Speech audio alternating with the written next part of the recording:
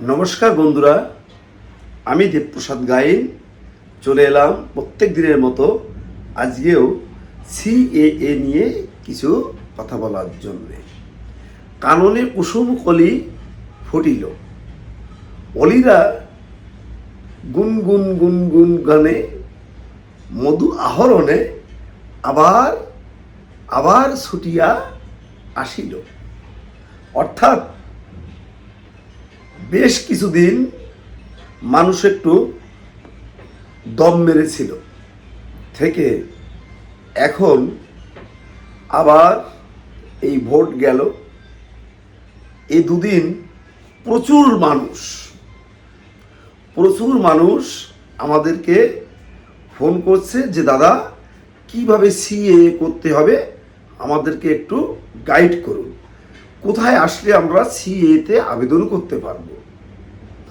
অর্থাৎ যে সমস্ত মানুষ ভোট দিতে পারলেন না তাদের গায়ে এক ধরনের জ্বালা, সে এক হৃদয় বিদরক জ্বালা, যে জ্বালা বলা যায় না। এই জ্বালা এবং যন্ত্রণাটা থাকতো না, আপনাদের কারো থাকতো না। আজকে প্রত্যেকের হাতের আঙ্গুলে এরকমভাবে আপনারা দেখাতে পারতেন যে আমি সিএএ করেছিলাম, সিএএ করার পর আমি এসআইআরে সেই সিএর সার্টিফিকেট জমা দিয়েছিলাম, দেওয়ার পর আমার ভোটার তালিকায় নাম উঠল এবং আমি ভোট দিতে সক্ষম হলাম। সেই ভোট দেওয়ার পরে যে কালিটি লাগিয়ে দেয় সেটা আঙ্গুলে আপনিও উঁচু করে জনসমক্ষে দেখাতে পারতেন এবং আপনি নিজে আত্মতৃপ্তিতে বলতে পারতেন আমি অমুক রাজনৈতিক দলকে ভোট দিয়েছি। আজকে কেন পারলেন না? কাদের উস্কানিতে আপনারা পা দিয়ে সিএতে আবেদন করলেন না? এটা আপনারা নিজেরাই অনুধাবন করুন। কথায় বলে নিজের বুদ্ধি শুভ কাজ, অন্যের বুদ্ধি সর্বনাশ। তো এই সর্বনাশটা আপনি যখন অন্যের বুদ্ধি শুনলেন, অন্যের কথা শুনলেন, নিজের বুদ্ধিতে নিজের বিবেকে যখন আপনাকে বারবার নাড়া দিচ্ছিল যে সিএএ এই আইনটি অর্থাৎ সিটিজেনশিপ অ্যামেন্ডমেন্ট যে এই লাগু হয়েছে, এটা সম্পূর্ণ একটি আইন যেটা ভারতবর্ষের পার্লামেন্টে পাশ করে সারা দেশে লাগু হয়েছে। এই আইনের মাধ্যমে নাগরিকত্বটা নেওয়া কোনো অসুবিধার কিছু নয়। সেটা হয়তো আপনার মনে আপনার বিবেকে বারবার নাড়া দিয়েছিল, কিন্তু ওই যে আপনি বা আপনার মতো অনেকেই বা আপনি নয় আপনার কোনো রিলেটিভ, তারা চেটে চেটে জিহ্বা পুরো হয়ে গেছে, যে কারণে সিএতে আবেদন করলেন না। তাদের জন্য করুণা হচ্ছে, দুঃখ হচ্ছে। 4 তারিখের পর যখন দেখবেন হাজার হাজার মানুষ, লাখে লাখে মানুষ লাইন দিয়ে সিএতে আবেদন করছে, তখন আপনাদের মনে একটু আফসোস আসবে, একটু অনুশোচনা বোধ জাগবে যে আমরা ওই সমস্ত রাজনৈতিক দলের নেতা নেত্রীদের কথা শুনে কতই না বড় ভুল করেছি। আজকে আমাদের প্রত্যেকটা ডকুমেন্টসের মতো একটি শক্তপোক্ত ডকুমেন্টস, যেটার জন্যে পিছনে যতগুলো ডকুমেন্টস 2 নম্বরই লাইন দিয়ে করেছিলাম, সব ডকুমেন্টসগুলো ভ্যালিড হয়ে যেত, সেই ডকুমেন্টসটা আমরা করলাম না এই চোর চট্টা বদমাইশদের কথা শুনে। এখন আজকে এবং গতকালকে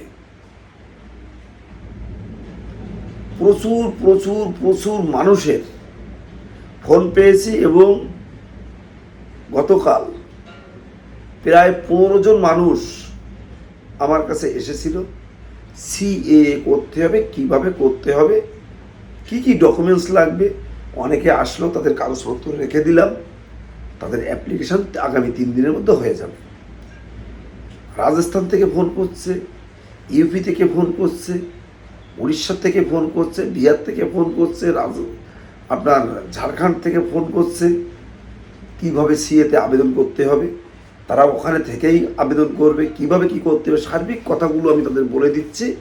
এবং তারা আমার কথা শুনে আমার কথা মতোই তারা ডকুমেন্টস তৈরি করছে, 3টে কোর্ট নটারি এবং একটা হিন্দু সার্টিফিকেট। আমি তাদেরকে অ্যাপ্লিকেশন করে দেবো ঘরে বসে। তো আমার বক্তব্য একটাই, এখনো এখনো এখনো সময় আছে। সময়ে 1 ফোড় আর অসময়ে 12 ফোড় দিয়েও কিন্তু কাঁথা সেলাই করা যাবে না। তাই বলছি, সময় যখন আপনার একেবারে দ্বার প্রান্তে, আপনি আর হেলায় সময় নষ্ট করবেন না, হেলায় সময় নষ্ট করবেন না। এনপিআর আমাদের ঘরের কোনায় উকি মারছে, আর এনআরসি একেবারে দানব গতিতে ছুটে আসছে আমাদের পশ্চিমবঙ্গে, সুনামির মতো গতিতে। এনপিআর শেষে এনআরসি লাগু হবে এই পশ্চিমবঙ্গে। কেউ ঠেকাতে পারবে না। আপনি যদি মনে করেন যে আপনি এখনো চেটে পুটে থাকতে পারবেন, এই নাগরিকত্ব না নিয়ে আপনি এখানে গাল ফুলিয়ে, গলা ফুলিয়ে, চুল লাল করে, কানে দুল করে আপনি একটু ভাব দিয়ে হেঁটে হেঁটে টিকতে পারবেন, তা কিন্তু হবে না। এবার খেলা অন্যরকম ঘুরে গেছে, সেটা আপনারা বুঝতে পারবেন। এবং সিএএতে যদি আপনারা আবেদন না করেন, তাহলে ওয়ার্কিং পারমিট নিয়ে আপনাকে এখানে থাকতে হবে এবং আপনাকে ডিটেনশন ক্যাম্পে যেতেও হতে পারে। যেতে হবে এটা আমি বলছি না, হতে পারে। কারণ আপনাকে আজ 3 বছর হয়ে গেল, আপনাকে সুযোগ দেওয়া হয়েছে, আপনি সিএ এর মাধ্যমে নাগরিকত্ব নিন। আপনি যখন সরকারের কথা শুনলেন না, সরকারের নোটিফিকেশানকে আপনারা ভাইলেট করলেন, তাহলে বাইরে ঘুরে বেড়ানোর জন্য সরকার আপনাদের অতটা সময় দিবে না। তার কারণ আপনারা সরকারের অনুমোদিত আইনকে বৃদ্ধাঙ্গুল দেখিয়েছেন।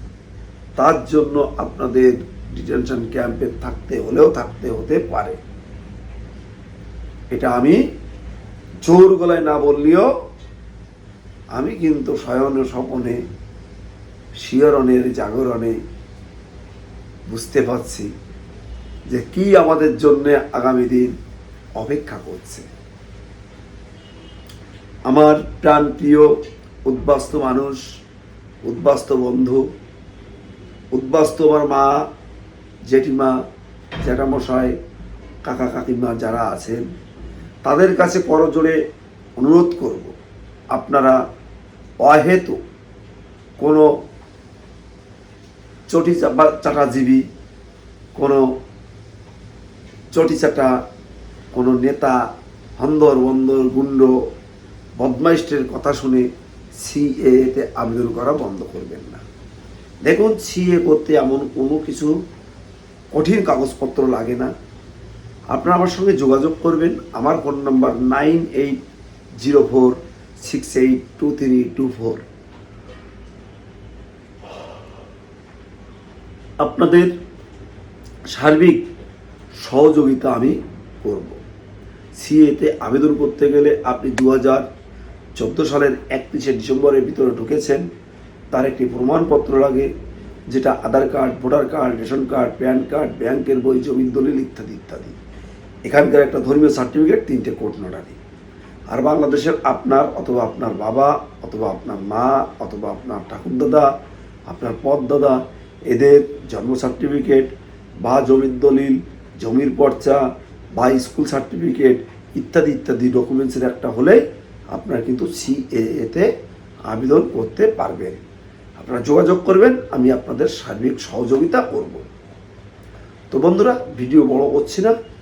তোমরা যারা শহর, বন্দর, গ্রাম, গঞ্জে আমার এই বক্তব্য প্রত্যেক দিন শোনো, তাদেরকে বলবো শেয়ার করে দেশ ও দেশের বাইরের লোককে দেখার সুযোগ করে দিও, তাহলে তারা একটু উপকৃত হবে। আর চ্যানেলটিকে সাবস্ক্রাইব করো। আর যে সমস্ত বন্ধুরা পশ্চিমবঙ্গের বাইরে আছো, যে কোনো রাজ্যে আছো, তাদেরকে বলবো আমার সাথে যোগাযোগ করো। আমি এখানে বসেই আপনাদের সিএর সমস্ত পরামর্শ দিয়ে থাকি, দেব, এবং এখানে বসেই আপনি যে রাজ্যেই থাকুন না কেন আপনার সিএতে আমি আবেদন করে দিতে পারবো, এই গ্যারান্টি আমি আপনাদের দিলাম। তো সবাই ভালো থেকো, সুস্থ থেকো, সবার মঙ্গল কামনায় আজকের মতো আমি আমার বক্তব্য এখানেই শেষ করছি। আমার বয়োজ্যেষ্ঠদের প্রতি রইল আমার প্রণাম।